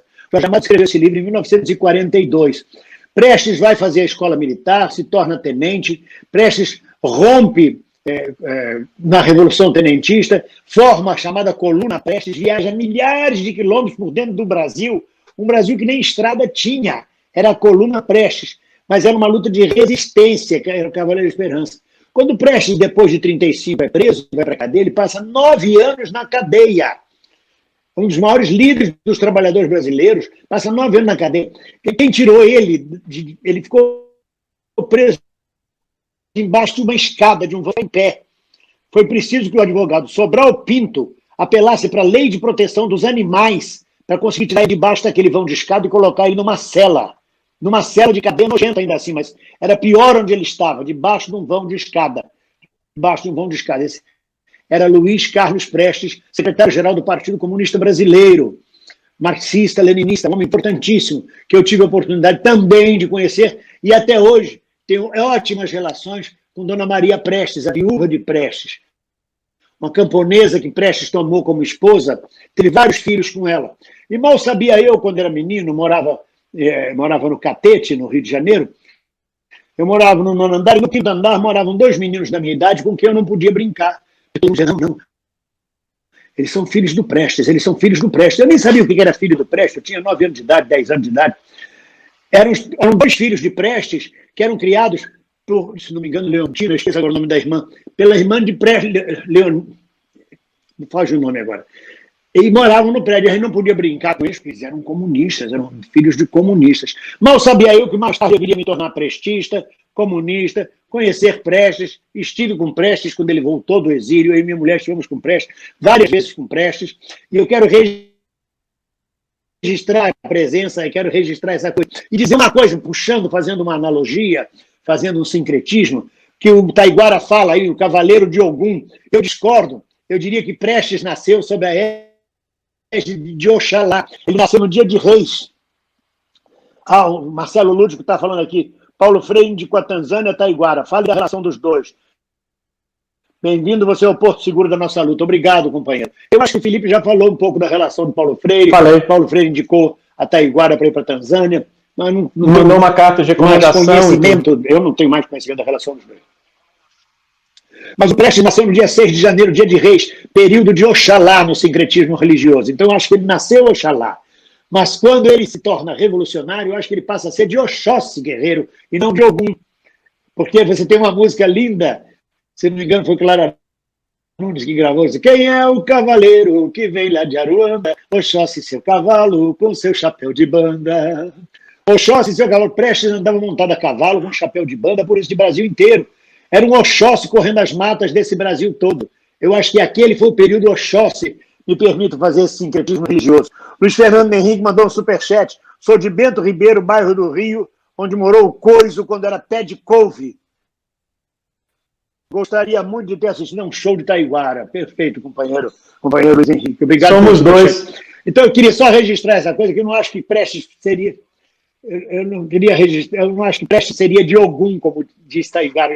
Taiguara fala de Ogum, porque Ogum tem armadura, Ogum é São Jorge, Ogum é guerreiro.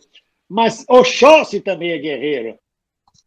Oxóssi também vara as matas. Então, eu acho que muito mais Oxóssi... Eu tenho uma peça que eu escrevi, pedi autorização ao Jorge Amado. Olha aqui, outro superchat. Hoje é aniversário da Erundina. Hoje é aniversário da Erundina, grande companheira. Grande companheira, grande companheira. Eu escrevi o Cavaleiro da Esperança para teatro, e sincretizando com candomblé. É muito bonito, mas nunca fui montar um grande espetáculo, um grandioso espetáculo, e a vida vai levando e não dá para montar. Mas começa exatamente com o som de atabaques tocando para Oxalá, e as mucamas negras correndo de um lado para outro do palco, vestidas de branco, e dizendo: nasceu o menino, nasceu Luiz, e dançando para Oxalá, e o terreiro todo dançando para Oxalá, e no meio disso surge, no meio das nuvens, na neblina, a figura mítica do cavaleiro de Aruanda, montado no seu cavalo, e aí começa a figura de Luiz Carlos Prestes, uma adaptação teatral do Cavaleiro da Esperança. E aí Jorge morreu, eu não tive tempo de levar essa peça para frente, eu morava ainda na Bahia. É só para registrar a memória aqui. E Maria Prestes hoje me mandou uma mensagem, eu quero aqui de público dizer a ela obrigado, mostrando a foto da neta dela, Melinda, que está fazendo balé. Eu fico muito feliz, muito feliz. Oh. Maravilhoso. Pois é, a gente deu preferência mais para a obra do Taiguara ali no início da década de 70, até o retorno dele do exílio. Os discos, esse disco de 83, né, e o disco de Canções de Amor e Liberdade. Que essa música não é de Clara Nunes. Que não é de Clara Nunes, que essa música Cavaleiro de Aruanda foi gravada por Rony Von. O Rony Von? É. Não é só o Alexandre que está dizendo isso. Também o Sérgio Freire está dizendo isso também. O Arthur Jota. Isso foi Rony Von. Eu juro que eu ouvi ela na voz de Clara Nunes. Várias pessoas gravaram essa canção, né? Várias pessoas gravaram essa canção. No caso do Taiguara, por exemplo, vale lembrar da relação que ele tinha por conta do partido, tinha muito próximo uma relação com Bete Carvalho, nesse período da década de 80. Né? João Nogueira também, eles faziam reuniões na casa do Prestes, eles se reuniam fazendo churrasco, tomando chimarrão, coisas que eram também próprias da cultura que o Taiguara mantinha, mesmo tendo vindo para o Brasil com 4 anos, ido para o Rio de Janeiro, mas a família acabava mantendo, né? Infelizmente, Taiguara e seu irmão faleceram, já faleceram, e assim, principalmente no caso do Taiguara, que é o que a gente está conversando aqui agora, vale a pena ouvir a obra dele, é um convite que a gente faz através dessa live para que vocês ouçam esses discos de 71, disco Viagem, esses discos de 72, Carne e Osso, tem um outro que é Viola e esqueci agora, que é justamente onde tem a música que ele faz com o pai dele, que ele interpreta com o pai dele, que estava sempre presente, né, na obra dele. O disco Fotografias e o disco de 76. Esse disco de 76 é absolutamente maravilhoso, vale lembrar, Toninho Horta, Wagner Tiso, ele, Hermeto Pascoal, várias pessoas aí presentes, que é o disco, eu esqueci o nome agora, Imira, Taíra, Ipi, Taiguara.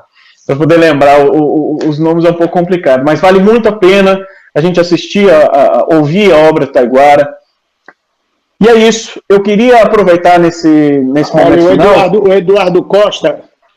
O Eduardo Costa mandou um superchat dizendo: aqui em Belém do Pará, o amor venceu o ódio. Deu Edmilson na cabeça, PSOL. Ninguém Maravilha! Ninguém, é isso aí. Teve um prefeito do PSOL que ganhou. Nesse momento. Teve um prefeito do PSOL que ganhou no interior do Ceará. Ele não tem nem o terno para ir para a cerimônia de posse, né? Porque é mais só um pouquinho que a secretária está mandando uma coisa aqui. Leu o superchat da Rosângela Oliveira. O meu primeiro contato com a política foi ouvindo histórias sobre Prestes. Tinha entre 8 e 9 anos. Olha que maravilha. Rosângela Oliveira mandou um superchat aqui.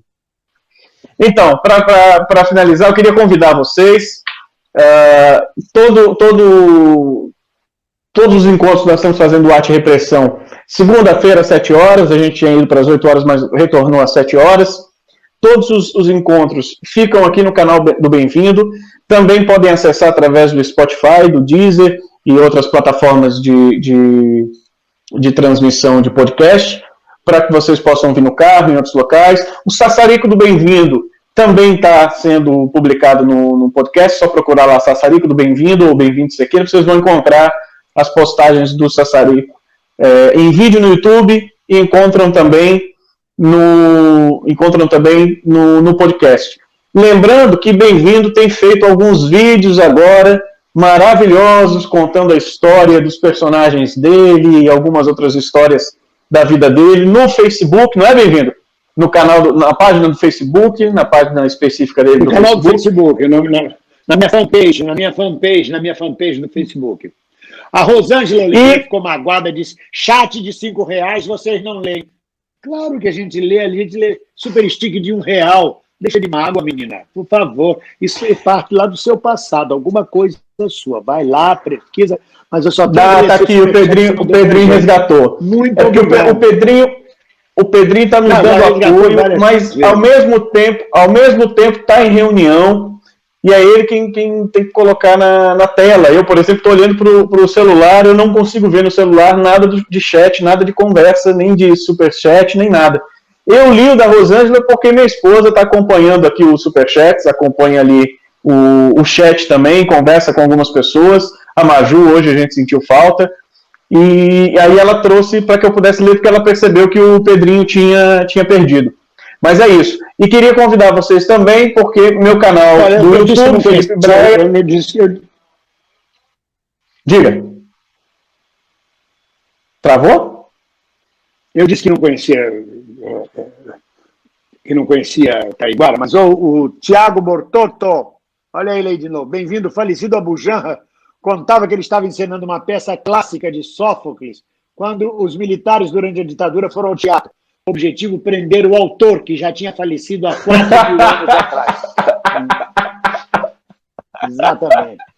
Um superchat da Linda Lins. Parabéns a Irundino e obrigado pela aula sobre os artistas brasileiros e sua ousadia artística. Adoro Taiguara, tem o disco Piano e Viola. O disco chama-se Piano e Viola. Piano e Viola, maravilha. Esse dia a capa é maravilhosa, ele nos campos. O que você acha?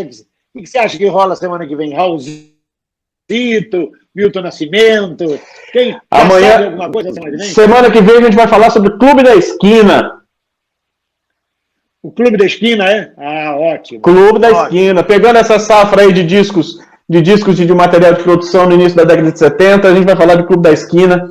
Lembrando que no caso do Taiguara, ele tocou fez parte desses discos ali de 71, 72, fez parte do Som Imaginário, que era a banda que acompanhava o Milton também. Você ia dizer, bem-vindo, que você não lembrava do Taiguara mais? Desculpa. Você ia dizer... Mas agora eu vi que tem várias músicas que ele adorava, que eu cantava. E o primeiro gravou foi o Rony Vardi, o Ney Mato Grosso. Ah, sim. Então, você estava dizendo que era isso que você ia dizer? Que você disse que não conhecia o Taiguara, mas tem várias músicas que você lembra? Que eu adorava e nem sabia que era de Itaiguara, não prestava atenção. O Lucas Molina está perguntando, dizer, como é longe, como é morar longe do Brasil. Isso é para uma live inteira, Lucas, para falar sobre isso. Sobretudo, dá para fazer uma live só sobre isso. Que você conheça. A sensação que a gente tem é que lá fora da janela, lá fora, não é real. É um mundo que não é real. Não existe. Aquela gente não existe. Aquela gente falando aquele sotaque. Não existe. Você não sabe. Você morreu e não sabe onde está. É mais ou menos isso. Não tem referência. É uma coisa muito... A minha grande referência são vocês nas lives, nos vídeos, nas mensagens, no chat, nos jornais do Brasil que eu leio. É uma grande referência. Bom, eu vou deixar você para terminar. Vou me despedir eu, logo de uma vez. Lembrando a vocês que quinta-feira, 11 horas da manhã, tem a live eu, Pedro Rocha e Dimitri Salles e Crisálida Viegas. A nossa live, comentário bem-vindo, análise política com muito humor, com muita picardia, com muito sarcasmo e ironia. Não percam quinta-feira, 11 horas da manhã. E a qualquer momento, em edição extraordinária, de manhã, de tarde, de noite, de madrugada, perdidos na live, né? Dando uma perdida na night. Eu entro em qualquer momento de surpresa para comentar algum assunto urgente. É isso. Felipe, muito obrigado pela sua existência. Você é um jovem companheiro e o mundo pertence aos jovens, embora nós, velhos, tá aí o exemplo da Erundina, que faz aniversário hoje, é que temos que dar a mão a vocês e vocês nos guiarem pelos novos caminhos que vocês encontram e nós explicarmos a vocês, este caminho nós já fizemos e não é bom. O Tiago Bortotto manda um superchat e diz, bem-vindo, posso fazer uma sugestão de pauta? O caso do Teatro Oficina em São Paulo, que desde o 2016 vem sofrendo duras perdas na luta para manter aquele patrimônio histórico. O Zé Celso fez um belo texto a respeito na Folha. Pode sim, nós podemos falar também, quando chegar o momento de uma música, porque quem puxa isso aqui é o Felipe Breyer, que é músico. Então, a partir de um músico, de um compositor da época da Oficina, a gente pode entrar nessa história da luta do Zé Celso contra o monopólio do Silvio Santos, que quer tomar o Teatro Oficina para construir lá edifícios, vender aquele terreno, aquela porra toda. Muito obrigado a vocês todos. Pedrinho, muito obrigado por estar sendo nosso anjo da guarda. Surdo, né?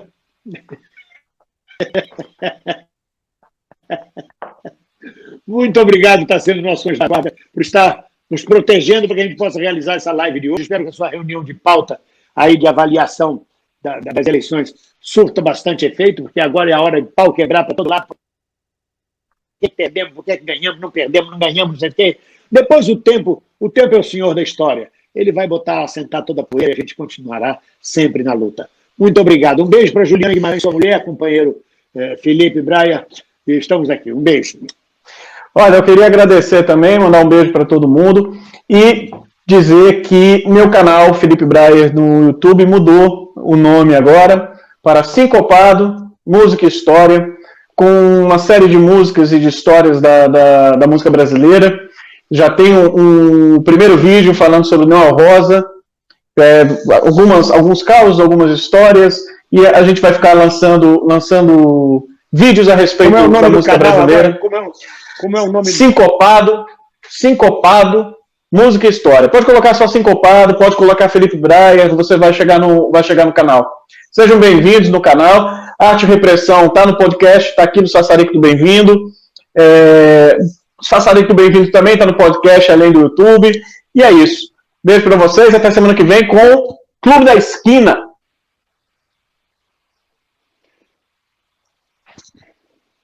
Obrigado, Pedro Rocha. Obrigado, Felipe.